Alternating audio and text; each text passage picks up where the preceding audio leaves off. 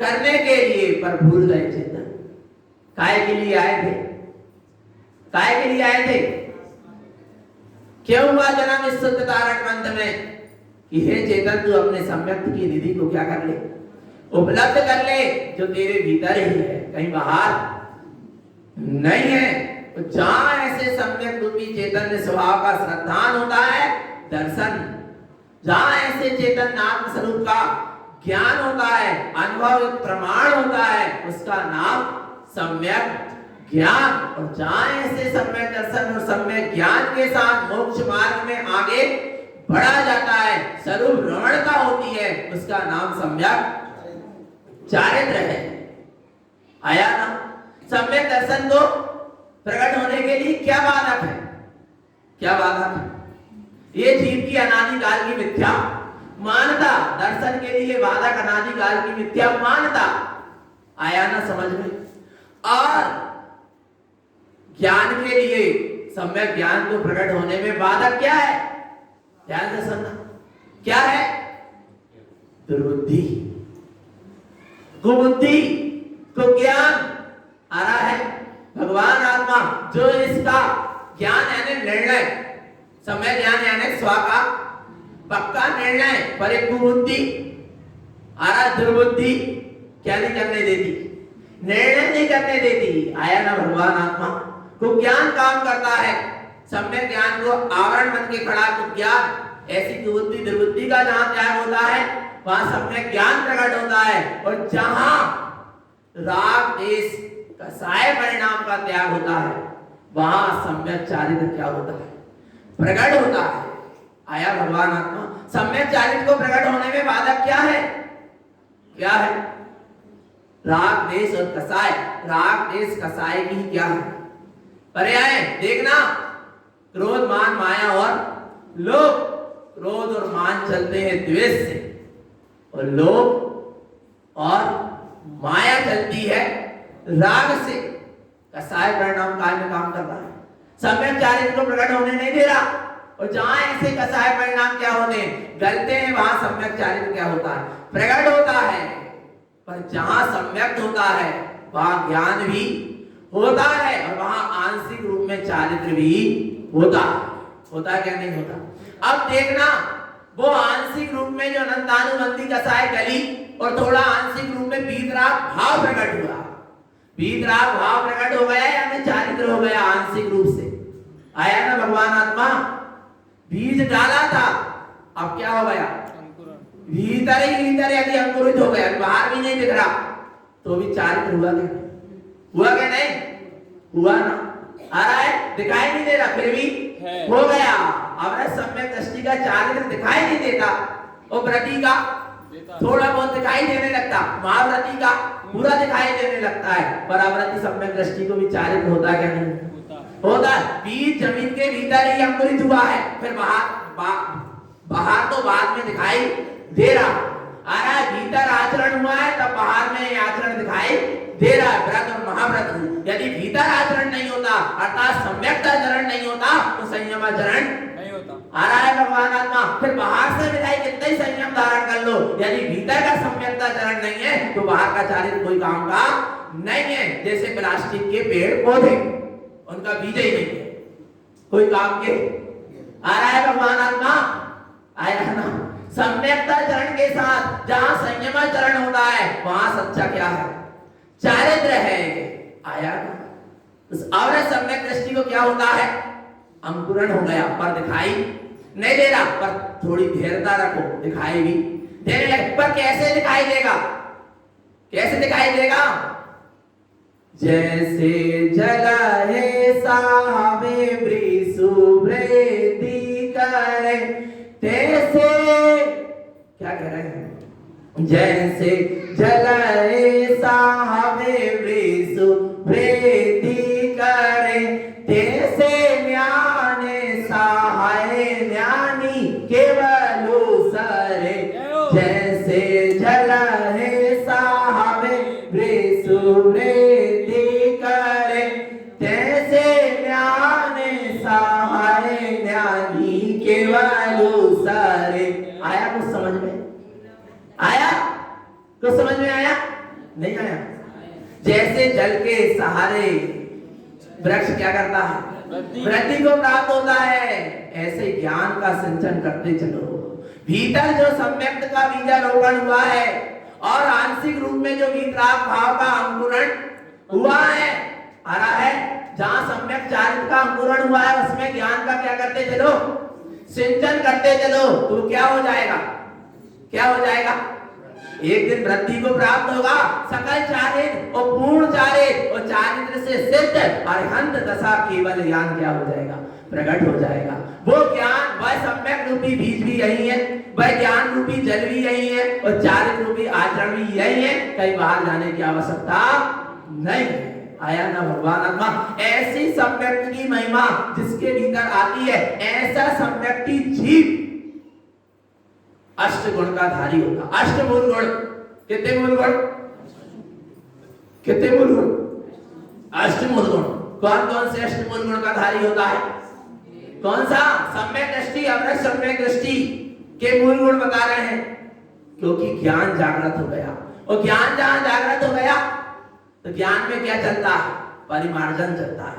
अशुद्धता को अलग करता है, अशुद्धता को ग्रहण करता जाता है। ज्ञान का काम ही है अशुद्धता को अलग करना, भेद विज्ञान, अशुद्धता को अलग और शुद्धता को ग्रहण करना। आया ना, अपने निज भगवान आत्मा के अलावा मेरा इस जगत में कुछ भी नहीं, नहीं है माने, सबको है मानना और निस्वरूप को ही उपादेय मानना। उसका नाम क्या है, सम्यक ज्ञान है। और ऐसा सम्यक ज्ञानी जीव, अवरज सम्यक दृष्टि ज्ञानी जीव के जीवन में अष्टमूल गुण होते हैं। कौन कौन से, संवेद, निर्वेद, निंदा, गर्ह, उष्म, भक्ति, वात्सल और अनुकंपा। कितने हो गए, 8 हो गए। जिसमें संवेद जोर, किसका जोर, स्वभाव का जोर, किससे प्रीति, किससे अनुराग, किसके प्रति उत्साह, धर्म के प्रति। और धर्म क्या है, चेतना लक्षणो धर्मो, अपने चेतन आत्म स्वभाव के प्रति कितना उत्साह है क्या नहीं, क्या ये पुद्गल की माया का उत्साह है। विचार करो, भगवान आत्मा काय में बड़ा आनंद ले लेता है जी, काय की, पुद्गल की माया को बड़े उत्साह पूर्वक कार्य कर रहा है, पर चैतन्य स्वभाव को भूल गया। आया ना, पर पर्याय में उत्साह आ रहा है, आनंद आ रहा है, यानी तू अपने चैतन्य स्वभाव में आवरण कर रहा है, अपने आत्मानंद में आवरण कर रहा है, कभी आत्मा का आनंद नहीं आ पाए। इसलिए पर में आनंद बिल्कुल मत लो, पुद्गल में आनंद मत लो। काय में आनंद लेना है, चैतन्य स्वभाव में आनंद चाहिए, आनंद आना चाहिए। चेतन लक्षण अपना स्वभाव है, वही सच्चा धर्म है। और ऐसे चेतन लक्षण आत्म धर्म की जहां प्रभावना हो रही है उसमें भी क्या होना चाहिए, आनंद आ जाए, हृदय रोम रोम रोमांचित हो जाए। ऐसे आत्मस्वरूप की साधना आराधना के साथ, 4 आराधनाओं के साथ स्वरूप की साधना करना संवेग गुण है। काय की 4 आराधनाओं के साथ सम्यक दर्शन, सम्यक ज्ञान, सम्यक चारित्र, सम्यक तब इसके माध्यम से अपने स्वस्वरूप को क्या करना, आराधना करना, अपने भीतर जोर आना, किसका, अपने ही स्वभाव का। दर्शन में भी जोर चले तो शुद्धात्मा का, ज्ञान में भी जोर चले तो शुद्धात्मा का, चारित्र में भी जोर चले तो किसका, शुद्धात्मा का, और तप में भी जोर चले तो किसका, शुद्धात्मा का। उसका नाम संवेग गुण है। इसके बाद निर्वेद अर्थात क्या, संसार शरीर भोग से अरुचि आ रहा है, वैराग्य परिणति, विरक्ति का परिणाम आया ना। तो कह रहे हैं वह संसार शरीर भोग से जहां निवृत्ति होती है, विरक्ति होती है, वैरागी को विरक्ति होती है और वीतरागी को निवृत्ति होती है। नहीं आया क्या, वैरागी और एक वीतरागी। वैरागी वो है जिसको सम्यक दर्शन हो गया, भलाई कर गृहस्थी में रह रहा है, वो कौन है, वैरागी। और जिन्होंने घर गृहस्थी का त्याग करके वीतराग साधु पद को धारण कर लिया, वे कौन है, वीतरागी है। साधु वीतरागी, श्रावक वैरागी। तो वैरागी को क्या होती है, विरक्ति, संसार शरीर भोग से विरक्ति होती है, और साधु को संसार शरीर भोग से निवृत्ति। विरक्ति हुई और निवृत्ति भी हुई। निवृत्त, जिससे आप विरक्त हो जाओगे उससे निवृत्त भी हो जाओगे। वो चीज आप से जीवन से एक दिन क्या हो जाएगी, छूट भी जाएगी। विरक्ति हो गई ना उस चीज से, उस चीज के प्रति अब रस नहीं आ रहा, आनंद नहीं आ रहा, धीरे से क्या हो जाएगी, छूट जाएगी। ये जीव रस देता है, क्या देता है, उसको रस देता है, उसको और पुष्ट करता है। और उसको रस देना क्या कर दे, बंद कर दे, क्या हो जाएगा, पेड़ को पानी देना क्या कर दो, बंद कर दो, क्या हो जाएगा, सूख जाएगा। सीधी सी बात है, धीरे धीरे सूखेगा। तो सम्यक दृष्टि ज्ञानी ने क्या कर दिया, क्या कर दिया, सारे विभागों को रस देना बंद कर दिया, अर्थात अपनी चैतन्य की शक्ति पर पर्याय में लगाना बंद कर दिया। तो क्या होगी, वे सारी पर पर्याय से दृष्टि भी छूटेगी, ज्ञान भी उससे भिन्न हो जाएगा। और एक दिन जब सम्यक चारित्र प्रकट होगा तो वे सारी पर पर्याय प्रत्यक्ष भी क्या हो जाएंगी, छूट जाएंगे, उससे निवृत्ति भी हो जाएगी। अब यहाँ पर कह रहे हैं निर्वेद गुण प्रकट हुआ। निर्वेद गुण क्या है, जहां निर्द्वंद है, निर्लोभ है, निर्विकार है, निक्लेश है, आया भगवान आत्मा, ऐसा निर्वेद गुण का धारी वह और सम्यक दृष्टि है। आगे निंदा, कौन सा गुण होता है, और सम्यक दृष्टि के जीवन में निंदा करना, क्या नहीं, निंदा आदत है ना, आदत है, तो आदत को बनाए रखो, आदत को बिल्कुल छोड़ो मत ही, बिल्कुल मत छोड़ियो। गुरु महाराज कह रहे बिल्कुल निंदा करो, पर निंदा का विषय बदल, बस सीधी सी बात है। निंदा का क्या कर दो, विषय बदल दो। जहां निंदा किसकी हो रही थी, दूसरों की हो रही थी, और दूसरों की हो नहीं रही थी, स्वयं की हो रही थी। यदि दूसरे की निंदा कर रहा है, जहां दृष्टि में है कि वो भी भगवान आत्मा है और मैं भी भगवान आत्मा, तो भगवान आत्मा की निंदा हो रही है, हमें स्वयं की हो रही है कि नहीं, विचार नहीं करता है, आ रहा है नहीं। गुरु महाराज कह रहे हैं निंदा करना है तो स्वयं के दुर्गुणों की, अवगुणों की क्या करो, विकारों की निंदा करो। आया ना भगवान आत्मा, दूसरों की निंदा मत करो, क्योंकि जिस समय जिस जीव का, जिस द्रव्य का जैसा जो कुछ होना है अपनी तत्समय की योग्यता अनुसार हो रहा है और होगा, उसे कोई टाल फेर बदल सकता। अब मैं किसकी निंदा करूं, उसका परिणाम नहीं ऐसा है, तो मैं क्या कर सकता हूं, आ रहा है नहीं आ रहा भगवान आत्मा। किसी को विपरीत ही कार्य करना तो अपन क्या कर ले, आया नहीं, अपन सद्भावना भा सकते हैं, क्या भा सकते हैं, और निंदा करोगे ना तो भगवान आत्मा उसके दुर्गुण कम हो और ना हो, पर तुम्हारे दुर्गुण क्या हो जाएंगे, बढ़ जाएंगे।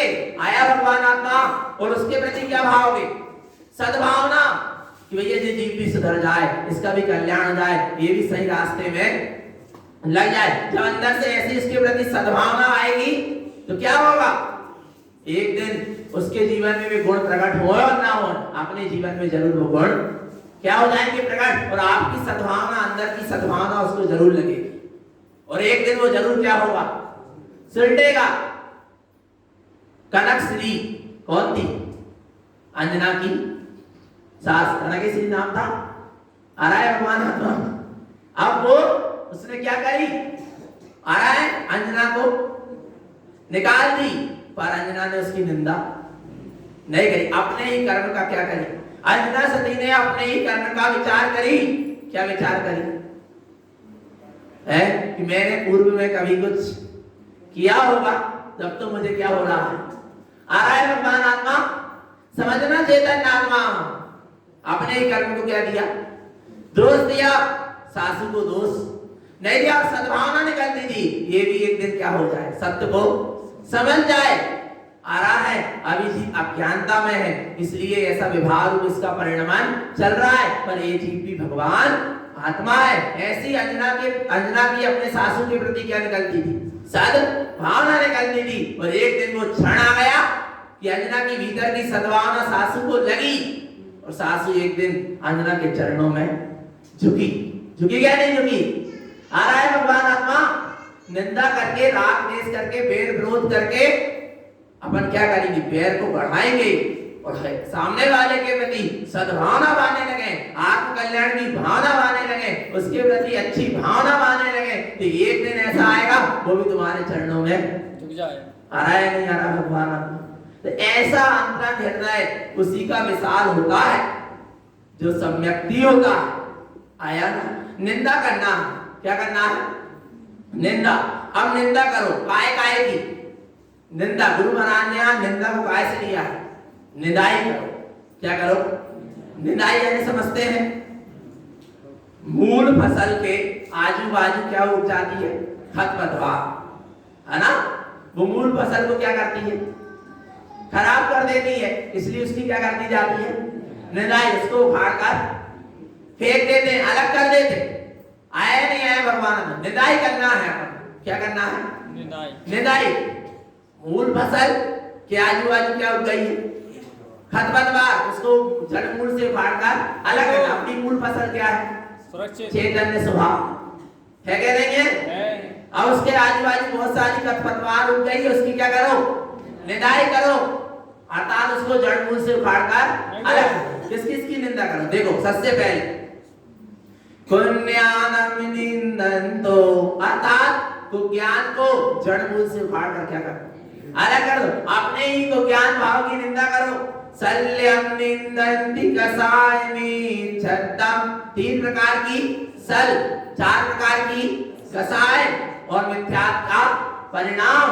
उस मिथ्यात्व की क्या करो? निंदाई करो, अर्थात जड़ मूल से उखाड़ कर अलग कर दो। निंदन्ति अशुभ भावम, काय की? अशुभ भाव की भी क्या करो? निंदा करो। आया भगवान आत्मा, और अशुभ भावों को भी क्या कर दो? अलग कर दो। अनर्थ असत्य सयल निंदन्ति, क्षणभंगुर नाशवान असत्य जितने भी भाव हैं सबका क्या कर दो? निंदाई कर दो।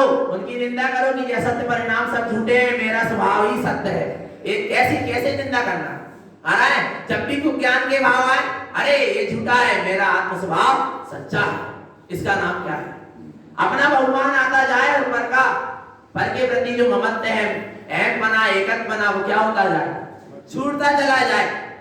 जब भी शल्य परिणाम आए, चिंताएं आए, अरे ये सब झूठी है, मैं तो अचिंत स्वभावी आ रहा है। ऐसे स्वभाव का चिंतन पूर्वक उसकी क्या होगी? निंदाई होगी। कसाय परिणाम आए, नहीं मैं तो निष्कसाई, मेरे में ना लोभ है, ना राग है, ना देश है, ना मोह है, ना क्रोध है, ना मान है, ना माया है। मिथ्या से मैं बहुत भिन्न हूं, मैं तो अपने आप में परिपूर्ण चैतन्य तत्व भगवान आत्मा हूं। ऐसी क्या करो? ऐसे विभागों की क्या करते जाओ? विभागों को महत्व नहीं देना, ही उनकी क्या है? निंदा है। विभागों को क्या नहीं देना? मिथ्या, सल, कुज्ञान, कसाय, अशुभ भाव, झूठे भाव, असत्य भाव, इनको क्या नहीं देना? महत्व नहीं देना। इनको महत्व नहीं दोगे कि अपने आप क्या हो जाएंगे? चले जाएंगे। तुम्हारे घर में हम आए, चोर आएंगे, हमें महत्व मत दो, बस थोड़ी देर में हम चले जाए, और हम बिल्कुल नहीं जाएंगे। जिम्मेदारी है 49 दिन, तुम पूछो और बिल्कुल मत पूछो। गुरु महाराज तो अपने हैं, आपके थोड़ी ना, सबके ही है। आया नहीं है ना मान गुरु बाबा के मेहमान, आया नहीं आया। अंदर में जो राग देश मोह कसाय भाव है, इनको महत्व देना क्या करना बंद। इन विभागों को महत्व देना बंद करो, थोड़ी देर में क्या हो जाएंगे? चले जाएंगे अपने आप। भैया अपनी यहाँ पूछ परख नहीं हो रही है, बंद हो, आप चलते बनो। चलो, आया नहीं आया भगवान आत्मा आगे। और काय की निंदा करो, काय की निंदाई करो।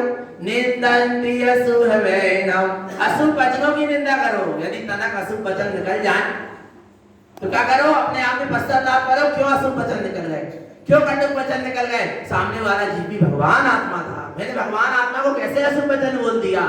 नहीं लग रहा। मैंने कहा 3 लोग के परमात्मा की अवहेलना कर दी इन वचनों से।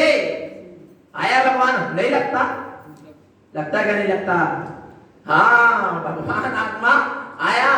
निंदन्ति अशुभ वचनम, क्या करो? अशुभ वचनों की निंदा करो। एक दिन अशुभ वचन बोलना क्या हो जाएगा? बंद हो जाएगा। शुभ वचन नहीं निकलेंगे, हित में प्रिय वचन निकलेंगे, भाषा समिति हो जाएगी, और एक दिन वचन गुप्ती हो जाएगी, मौन हो जाओगे, और एक दिन क्या हो जाओगे? वचना ही सिद्ध प्रभु हो जाओगे। आया भगवान आत्मा। पर क्या करना पड़ेगा? अशुभ वचनों की क्या करना पड़ेगा? निंदा करना पड़ेगा। इंद्री विषयम विषयल निंदन्ति, 5 इंद्री के जितने भी विषय हैं, आ रहा है, समस्त विषय की क्या करो? निंदा करो। अर्थात 5 इंद्री के विषय में रत मत हो। बार बार खेद लगना चाहिए, कहां मैं अतीन्द्रिय ज्ञान स्वभावी वाला होके इन क्षणभंगुर इंद्री के विषय में सुख मान रहा। कहाँ इन क्षण को नाश बांधी इंद्री सुख को पाल रहा हूँ, कहाँ इसमें रस ले रहा हूँ, अतिद्री ज्ञान स्वभाव वाला होकर ऐसे 5 इंद्री के विषयों की क्या करो, निंदा करो। अर्थात 5 इंद्री के विषयों से दृष्टि हटाओ और उन 5 इंद्री के विषयों को क्या करो, छोड़ो। इसलिए तो प्रायश्चित है प्रतिक्रमण। क्यों बनाए जाते प्रायश्चित प्रतिक्रमण?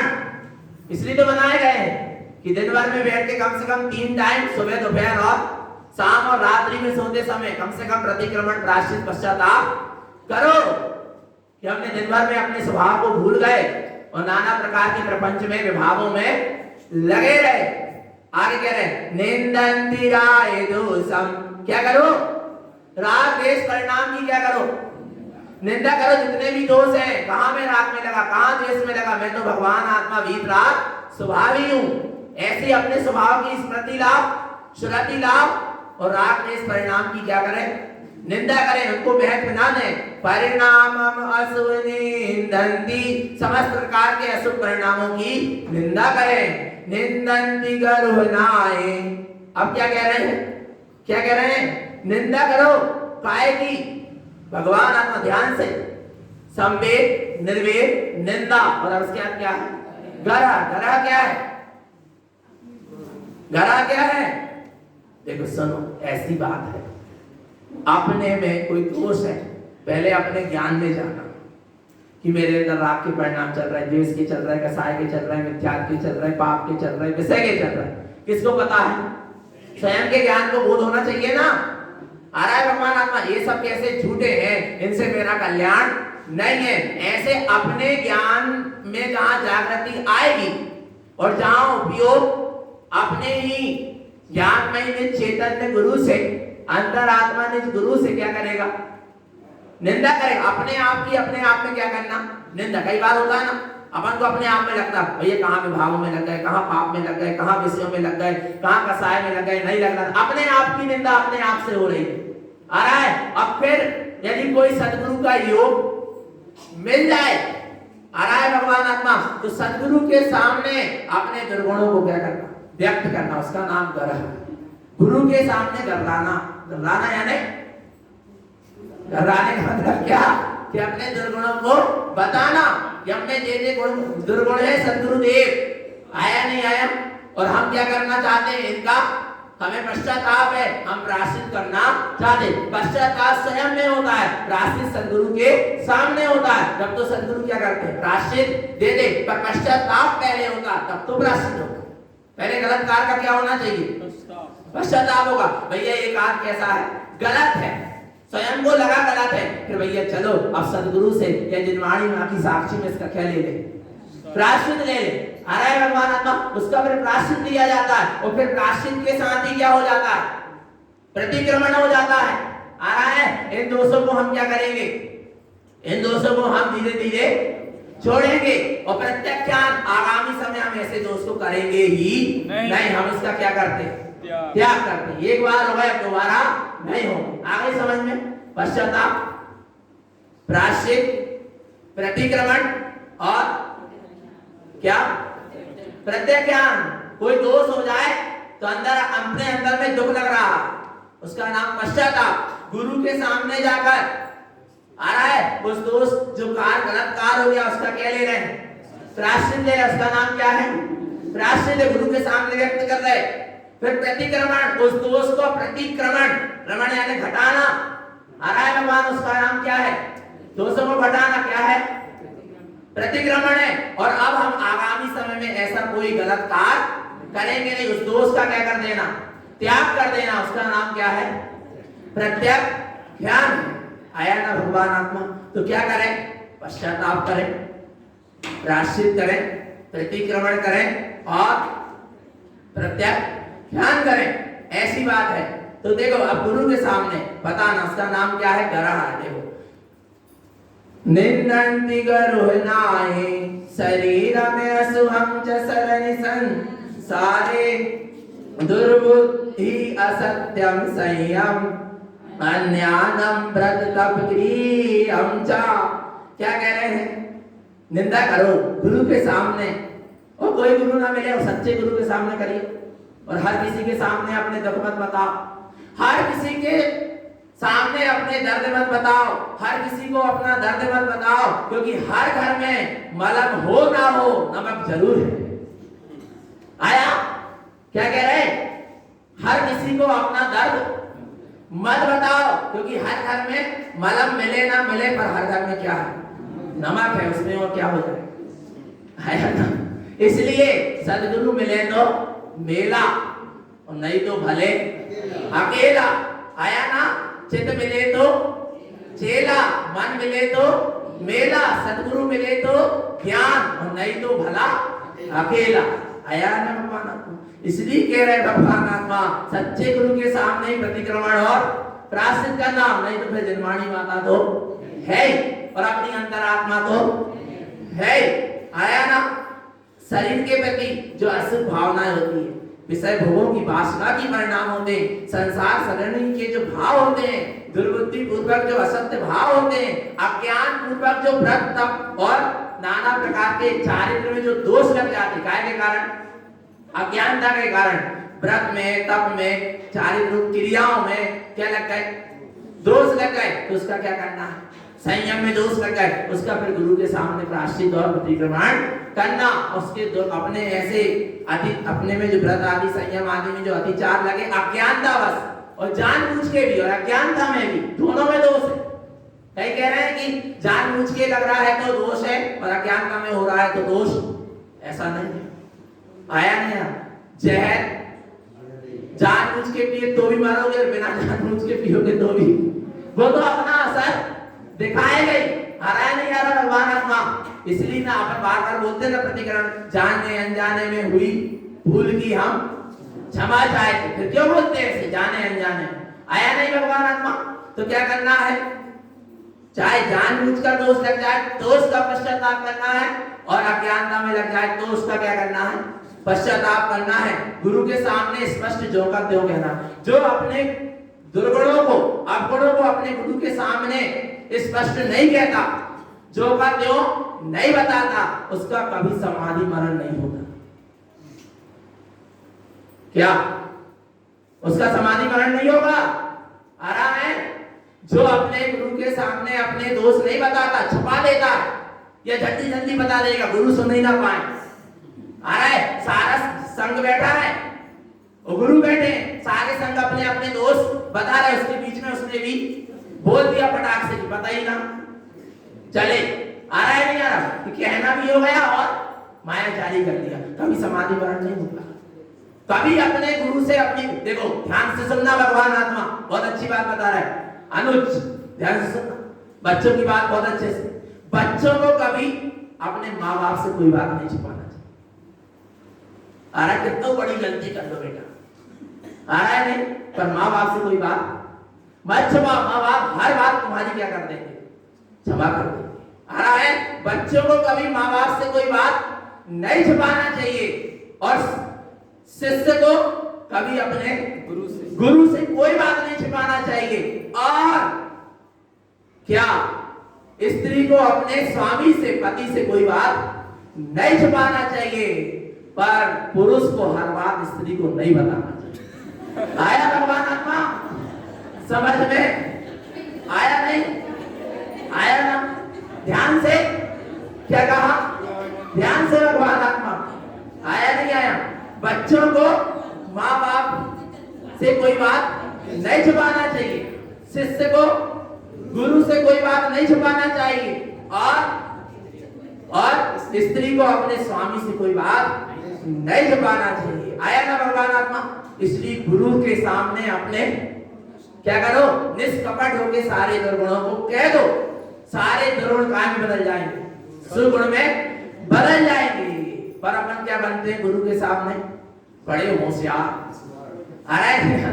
और कितना ही होशियार बन जाओ, यदि सच्चा गुरु है तो अंदर की सारी कमी पहचान लेता है। आप क्या समझ रहे? कहे और ना कहे और सुनो, यदि सच्चा गुरु है और तुम उसके सामने बोलने की हिम्मत ना कर पाओ, पर सामने आकर बैठ जाना, मन ही मन में सारे दोष कह देना, अपने आप उसका प्रतिक्रमण प्रायश्चित हो जाएगा। गुरु समझ जाएगा आपकी भावना। आया नहीं आया भगवान का? गुरु और शिष्य का बड़ा गहरा संबंध होता है। जितना माँ बाप और पुत्र का संबंध नहीं होता, उससे कई गुना गहरा गुरु और शिष्य का होता है, क्योंकि माँ बाप ने तो शरीर को जन्म दिया, इसी जन्म में क्या हो जाएगा, राख में मिल जाएगा। पर सदगुरु ने अंदर आत्मा को जन्म दिया, तो उसको, जिसने अंदर आत्मा को जन्म दिया उसको देखिए, जैसे जिस माँ बाप ने जिस बालक को जन्म दिया उसके शरीर की उसको पूरी स्थिति पता है कि यदि किसी का बालक पोलियो भी है, वो दिखाना ना चाहे, पर माँ बाप को उसकी रहस्य पता है। आ रहा है नहीं आ रहा?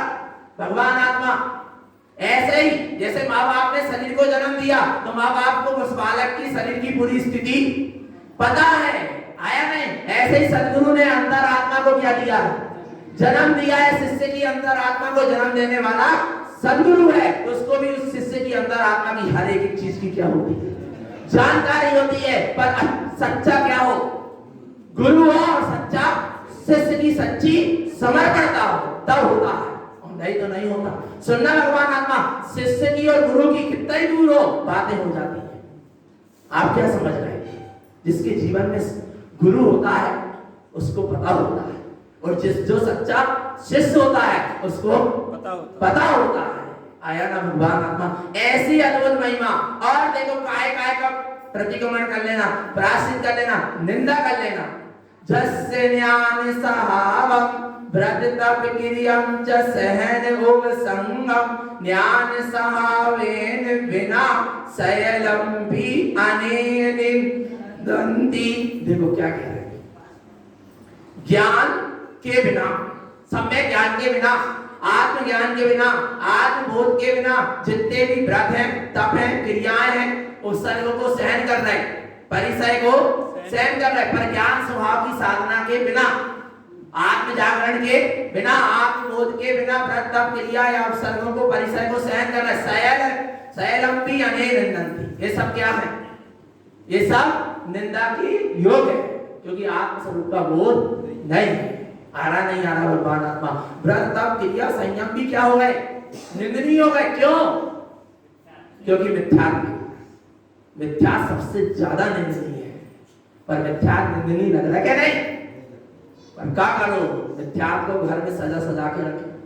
भगवान आत्मा समझ में नहीं आ रहा है क्या? नहीं, निंदनीय है। सबसे ज्यादा निंदनीय क्या है?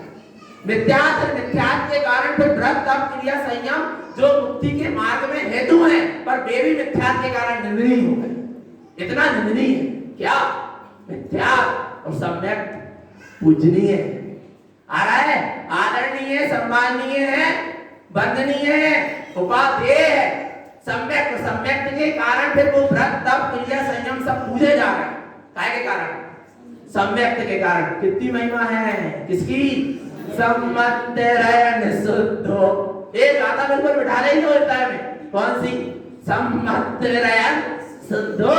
सम्यक रूपी रत्न शुद्ध है, और वो सम्यक रूपी रत्न जिसके जीवन में होता है, उसके सारे व्रत नियम संयम तप त्याग तपस्या सब क्या होती है? शुद्ध होती है। पर जिसके जीवन में सम्यक रूपी रत्न नहीं होता, मिथ्यात्व होता है, तो उसके जीवन में सारे व्रत नियम संयम सब निंदनीय होते हैं। आया ना भगवान आत्मा? आगे क्या कह रहे हैं? कौन सा? संवेद, निर्वेद, निंदा, गरा और अब उपसम। उपसम किसे कहते हैं? भीतर भरा निज ज्ञान सिंधु जलधि सम लहरा रहा, ऐसी परम सिद्ध शांति को सम्यक गुण उपसम कहा। भव रोग हरने हेतु। आ रहा नहीं आ रहा भगवान? पढ़ते ना मन? भीतर भरा निज ज्ञान सिंधु जलधि सम लहरा रहा, ऐसी परम सिद्ध शांति को सम्यक गुण उपसम कहा। आया ना? उपसम, उप यानी निकट। आ रहा है? ऊपर यानी उप यानी निकट, पास। उप यानी आत्मा, चेतना। उप सब उसके सन्मुख हो जाना। आत्मा में क्या हो जाना? सन्मुख हो जाना। आत्मा है परम शांत, और उपयोग होता है उसके सन्मुख। उपयोग भी क्या हो जाता है? शांत। अग्नि के पास जाओगे तो अग्नि कैसी है? उष्ण, तो सामने वाले को भी कैसी कर देगी? उष्ण कर देगी। शीतल जल के पास जाओगे, शीतल जल कैसा है? शीतल, तो उसके पास जो जाएगा वो भी क्या हो जाएगा, शीतल। ऐसे ही अपना स्वभाव कैसा है, शांत, और हम अपने स्वभाव के पास जाएंगे तो अपन भी कैसे हो जाएंगे, शांत। उसी का नाम क्या है, उपसम, शांत परिणाम। कैसे परिणाम में रहो, शांत, समता में रहो। आ रहा है भगवान आत्मा, समता अपनी क्या है, सबसे बड़ी पूंजी। सबसे बड़ी पूंजी क्या है, हाँ, पास में पूंजी हो और बिल्कुल ना हो, जिसके पास समता है वो फिर पूंजी कमा ले, क्योंकि समता ही सबसे बड़ी क्या है, पूंजी है। धीरता, समता रखो, तनक अच्छे दिन आएंगे। होता नहीं, सियाने लोग बोलते ना, तनक क्या रखो, समता रखो, धीरता रखो भैया, सब अच्छे दिन आए। आ रहा नहीं, क्योंकि समता सबसे बड़ी क्या है, पूंजी है। देखो क्या कह रहे हैं,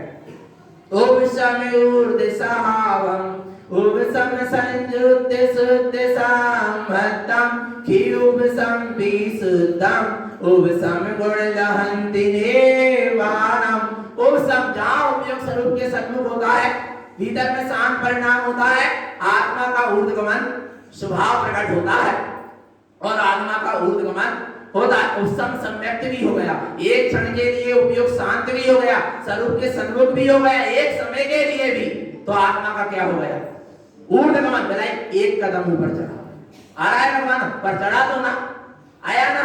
उपसम संयुक्त शुद्ध सम्मतम, जहाँ उपयोग स्वरूप के सन्मुख होता है वहीं शुद्ध सम्यक्त होता है। खी उपसम विशुद्धम, ऐसे शुद्ध सम्यक्त के साथ ही क्षयोपसम और क्षायिक सम्यक्त की स्थिति बनती है। उपसम गुण लहन्ति निर्वाणम, और ऐसे उपसम गुण के साथ ही जीव निर्वाण दशा को प्राप्त होता है। समता और शांत परिणाम के साथ ही जीव निर्वाण दशा को क्या होता है, प्राप्त होता है। और जरा से समता और शांति के परिणाम को छोड़ा निपाय मुनि ने, कहां चले गए, नरक चले।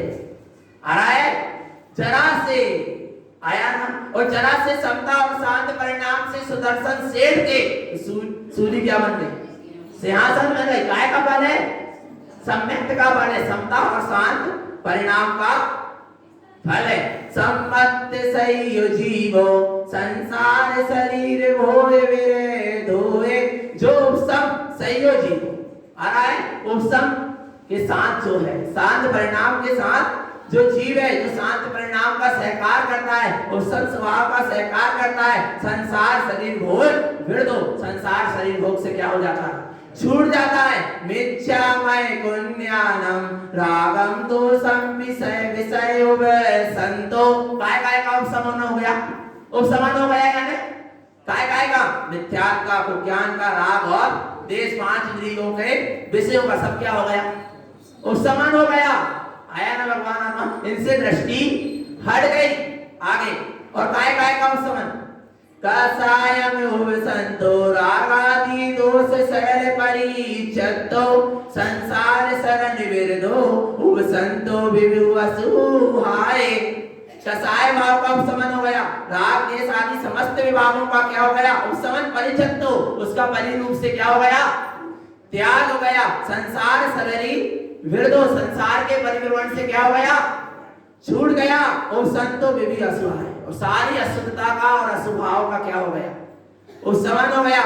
आगे उपसन क्षीण मोह, देखो काय से शुरू हुआ था उपशमन, मिथ्या, राग, देश, कसाय। अब काय के देखो किसका भी क्षय हो गया, उपसंत क्षीण मोह मिथ्या दर्शे युग समो चरणो चो गई गमना गमनो। क्षीण मोह का भी क्या हो गया, उपशमन हो गया, अर्थात सब छूट गया।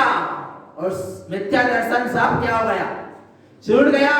और चारित्र मोहिनी भी क्या हो गया, क्षय हो गया। और स्वभाव में जहां आचरण हुआ, चो गई गमना गमनो उपसंतो, चारों गति के परिभ्रमण का, गमनागमन का परिणमन भी क्या हो गया, सब समाप्त हो गया। और लहे निब्बानम, और निर्वाण दशा की क्या हो गई, प्राप्ति हो गई। एक उपसम परिणाम से, वो अपना सम्यक दृष्टि एक उपसम परिणाम से कहां पहुंच गया, निर्वाण को पहुंचेगा। आ रहा है नहीं भगवान आत्मा, क्योंकि वो अपने शांत और समता परिणाम में आ गया। जितने शांत और समता परिणाम में रहेंगे, ये शांत और समता परिणाम में रहना ही मुक्ति है। अच्छा, सिद्ध भगवान कैसे, शांत और समता है, वहां शांति है, परम आनंद है, अपने भीतर ही जो समता और शांति परमानंद। अभी अपन समता और क्या हो जाए, शांति में रहने लगे, अभी परमानंद का झरना क्या हो जाएगा, झरने लगेगा, सिद्धों जैसा अनुभव होने लगेगा। आया नहीं आया भगवान आत्मा, कितनी महिमा है। कहाँ जाना है, कहाँ जाना है, सुबह में जाना है, 9:30 बज गए, कहते जाना है सुबह में जाना, कहने जाना, अपने निज घर में जाना है। तो बस अपनी ऐसी स्वभाव की दृष्टि रखें। यही सद्गुरु की हम सभी भक्त जीवों के लिए पवित्र पावन देशना है। बोलिए आचार्य प्रवर श्रीमद चिंतारण शरण मंडलाचार्य महाराज की, शुद्धात्म देव की जय। नमस्तु तत् पंचनंद आनंद